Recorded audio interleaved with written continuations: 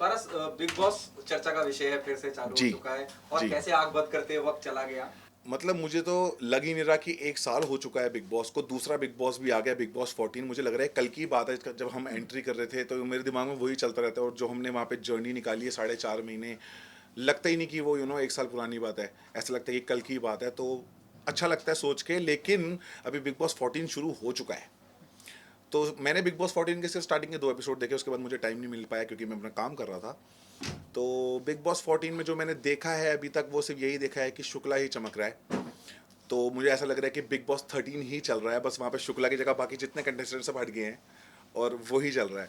तो थोड़ा सा मोनोटोनस है मेरे लिए, मतलब कि कुछ नया नहीं दिखा मुझे, क्योंकि बाकी जो कंटेस्टेंट्स हैं वहाँ पे 2 दिन में जो मैंने देखा, बाकी मुझे आगे का नहीं पता, जो मैंने देखा कि सिद्धार्थ शुक्ला, हिना और गौहर, इन बच्चों को जो आए हैं, नए कंटेस्टेंट जो आए हैं, उनको डायरेक्ट कर रहे हैं बेसिकली। तो डायरेक्ट करना किसी को is not big boss. Big boss is individuality. आपको अपनी पर्सनैलिटी दिखानी होती है, आपको अपने बारे में दिखाना होता है कि आप कैसे हो। तो इसलिए मुझे थोड़ा सा मोनोटोनस लगा, और बाकी शुक्ला है वहाँ पे तो वो अकेला ही एंटरटेन कर रहा है, तो इस वजह से हमने देख लिया। दैट्स क्या इट। क्या मानते हैं कि जो जो इतिहास बिग बॉस 13 ने रचा, उस सीजन ने रचा, जी। उसको तोड़ पाना या उस तक पहुंच पाना बड़ा मुश्किल। जी। बिग बॉस 13 में जो हमने कांड किए, और बिग बॉस 13 का जो टीआरपी गया था, और बिग बॉस 13 जो इतना फेमस हुआ था, मुझे नहीं लगता कि इतनी जल्दी कोई भी सीजन उसको तोड़ पाएगा। पर मैं चाहूँगा कि बिग बॉस हमेशा हिट जाए, क्योंकि मेरा फेवरेट शो है। मुझे सब कुछ बिग बॉस नहीं दिया है। आज की डेट में मैं जो हूँ वो बिग बॉस की वजह से हूँ। लोग मुझे जो प्यार दे रहे हैं, और जो मैं अपना प्रोडक्शन हाउस भी खोल पाया, तो मेरी यही प्लानिंग भी मेरी ये थी कि मैं बिग बॉस के बाद अपना प्रोडक्शन हाउस खोलूँगा। लेकिन मैं यही कह रहा हूँ कि बिग बॉस एक ऐसा प्लेटफॉर्म है, अगर आप उसको दोगे तो वो आपको देगा। अगर आप कुछ नहीं करोगे तो यू वॉन्ट गेट एनीथिंग। आप बिग बॉस को नाश मार रहे हो। तो उससे ऐसा होता है कि आगे आने वाले कंटेस्टेंट्स, एक्टर्स जो होते हैं, वो भी सोचते हैं कि क्या यार, बेकार था लास्ट सीजन। इस सीजन हर कोई खुशी खुशी गया होगा कि मैं बिग बॉस जाना है, बिग बॉस जाना है, क्योंकि बिग बॉस 13 बहुत हिट गया था। अब बिग बॉस 14 अगर, मतलब भगवान ना करे ऐसा, क्योंकि मेरा बिग बॉस वालों से बहुत प्यार है, कलर्स वालों से बहुत प्यार है, मैं चाहता हूँ कि शो बहुत हिट जाए, पर जिस तरीके से कंटेस्टेंट अंदर खेल रहे हैं वो इंटरेस्टिंग नहीं लग रहा है मुझको।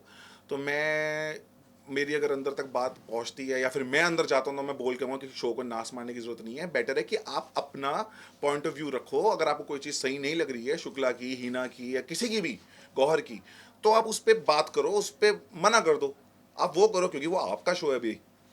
तो मेरे हिसाब से हर कंटेस्टेंट को वहाँ पे अपने तरीके से खेलना चाहिए, दूसरों के तरीके से नहीं। पवित्रा ने भी बहुत कुछ कहा उसके हाँ, बारे में। मुझे पता चला कि पवित्रा बिग बॉस में अंदर जाने से पहले बहुत कुछ बकवास मार के गई। पहली बात तो उसका नाम बहुत गलत है, पवित्र। पवित्र पवित्र तो बिल्कुल भी नहीं है। अपवित्र होना चाहिए, अगर होना चाहिए तो। नहीं तो, और ऊपर से जो वो बकवास मार के गई मेरे बारे में, उसने अपने आप को अंदर ही पहले दिन ही गलत प्रूव कर दिया। जहाँ पे वो मुझको धोखेबाज बोल रही थी कि मैं ऐसा हूँ, मैं वैसा हूँ, उसने खुद ही अंदर जाके बोल दिया कि आई वॉज डबल डेटिंग पारस। तो किस टाइप की लड़की है वो? और ये बात तो मैंने कभी बाहर नहीं निकाली थी कि हमारा ब्रेकअप क्यों हुआ था। तो ब्रेकअप का रीज़न ही यही था कि डबल डेटिंग हो रही थी, प्लस शी वॉज मैरिड। तो जब शादीशुदा हो तो फिर रिलेशन में आने की ज़रूरत क्या है? आपने ये, पवित्रा एक इंटरव्यू में बोल के गई कि पारस मेरी सबसे बड़ी गलती थी। ऑफ कोर्स, तो मैं सबसे बड़ी तुम्हारी गलती था कि तुम शादीशुदा थे, और शादीशुदा होने के बाद आप मेरे साथ रिलेशनशिप में थे। तो ये सबसे बड़ी गलती थी। या, right. Okay, whom do you see? Tamboli is there, Jasmine is there. Whom do you see? They या are तंबोली है वहाँ पे। तंबोली मुझे लग रहा है कि सिर्फ कॉपी कर रही है वो हमारे एक्स कंटेस्टेंट्स की। तो ex जैसे। मैं नाम नहीं लेना चाहता कि किसकी कॉपी कर रही है, वो लोगों को पता ही है किसकी कॉपी कर रही है। और दूसरी वहाँ पे जैस्मिन है, तो जैस्मिन मुझे कहीं ना कहीं सेंसिबल लगी। उसकी जो, मतलब जैस्मिन भी जब एंटर करी थी बिग बॉस में, वो भी मुझे लग रहा है कि वो हमारे एक्स कंटेस्टेंट की कोशिश करी थी कॉपी करने की, लाइक बच्चा बनना या वो सब। तो वो ठीक था। मुझे, मैं थोड़ा डिसअपॉइंटेड था उसकी एंट्री से कि यार ये ऐसी तो नहीं है, क्योंकि जब बिग बॉस 13 में वो आई थी 2 बारी एज गेस्ट। अ गेस्ट, तो वहाँ पे उन्होंने अपनी एक बहुत ही अलग पर्सनैलिटी दिखाई थी। लेकिन फिर भी मैं जैस्मिन को गलत नहीं बोलूँगा। जैस्मिन जब अंदर गई तो उनका जो एटीट्यूड था वो मुझे बहुत अच्छा लगा, कि हर चीज़ पे स्टैंड लेना, हर बात को बोलना कि नहीं ऐसे नहीं, ऐसे ऐसे नहीं, ऐसे। तो मुझे लगता है कि जैस्मिन बहुत अच्छा कर रही है इस वक्त फ़िलहाल। एजाज। एजाज को मैंने स्टार्टिंग के 2 दिन देखा, मैंने देखा कि this guy is very interesting. Interesting है वो, थोड़ा सा ऐसा है कि वो सोशलाइज नहीं है, लड़कियों को छूता नहीं है, और फिर भी वो कोशिश कर रहा है। थोड़ा सा, मतलब वो कहीं ना कहीं मुझे इंटरेस्टिंग लग रहा है, क्योंकि जो वो नहीं करता शायद वो कर रहा है, तो विच इज़ ग्रेट। तो उसको अपनी पर्सनैलिटी दिखानी चाहिए और अच्छा निकल के आना चाहिए। एक लव एंगल निकल रहा है एजाज हाँ और जी। पवित्रा के बीच में भी। ओ, अगर ये लव एंगल निकल रहा है तो मैं एजाज भाई के लिए प्रे करूंगा कि यार इसकी ज़िंदगी सही रहे, वरना ये बंदे की तो ज़िंदगी झंड होने वाली है अगर इस लड़की के साथ रहा तो। ये पवित्र से अब अपवित्र तो ये लड़का हो जाएगा हमारा। इतना अच्छा लड़का है एजाज, और हमने उनको पहले भी देखा है टीवी पे, और काफ़ी अच्छा काम करते हैं, अब काफ़ी काफ़ी नोन है, तो ऐसे लोगों से दूर रहना चाहिए। Jaan Kumar Sanu, Rahul Vaidya. Rahul Vaidya is a great singer, हमने उनको इंडियन आइडल में देखा हुआ है। और और मैं राहुल वेद्या को भी ये कहना चाहूँगा कि मैंने फर्स्ट एपिसोड देखा था जहाँ पे वो उसी अपवित्र के साथ बैठ के बात कर रहे थे, और वो बता रही थी कि मैं ऐसी लड़की हूँ जहाँ पे कि अगर मेरा बॉयफ्रेंड, अगर मेरा पार्टनर कहीं बाहर मुंह मार के आ रहा है, लेकिन घर पे जब बेल बजा रहा है तो वो सब कुछ बाहर छोड़ के आए। और उसने बोला वाह यार लड़का कितना लकी होगा। उसने मुझको भी सेम लाइन बोली थी, मैंने भी यही बोला था कि वाह यार लड़का तो बड़ा लकी होगा। पर वो बात बोली थी ना कि मेरा पार्टनर ऐसे करे तो I have no issues, actually में वो बात अपनी करी थी कि बाहर जितना मर्जी कुछ करके आए लेकिन गेट पे आऊंगी तो सिर्फ तेरी ही होंगी। So that was a thing, वो अपने लिए बात करी थी, दूसरों के लिए नहीं। सी, तो अभी हम जो म्यूज़िक वीडियोस कर रहे हैं वो तो आपके पास धीरे धीरे आती जाएंगी, पर जो हमारे प्रोडक्शन की, जो मेरे प्रोडक्शन कुबेरा सीरीज़ की जो आएगी म्यूज़िक वीडियो, वो नवंबर में आएगी। उसके बारे में मैं अभी बताना चाहूँगा, वो गाना ऑलरेडी वायरल है, तो उसके अब जब वीडियो देखेंगे तो आपको पता चलेगा कि गाना कौन सा है। और गाने में मैं और माहिरा बहुत ही अलग लुक लेके आए हैं। माहिरा कैसीनो में लहंगे में आई है। कैसीनो में कौन लहंगे में जाता है, कोई नहीं, पर हमारी माहिरा गई है। और जैसे कि माहिरा ने गाना किया था मैनू ले दे महंगा लहंगा ले जानिया, और एक उसका गाना था कि तेरे लहंगे में हीरे जड़वा दूंगा, तो मैंने उसके लहंगे में हीरा भी जड़वाया और महंगा ही लहंगा लिया।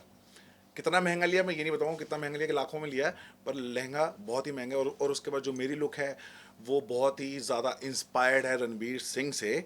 तो रणवीर सिंह आपको पता ही है, मैं उसको कॉपी तो करता ही हूँ, उसके जैसे कपड़े पहनना चाहता हूँ, क्योंकि वो जो कपड़े पहनते हैं इस लाइक वो डिफरेंट होता है थोड़ा, जो कि वरना नॉर्मल लड़के क्या पहनते हैं, T shirt shirt jeans pants coat, इतना ही।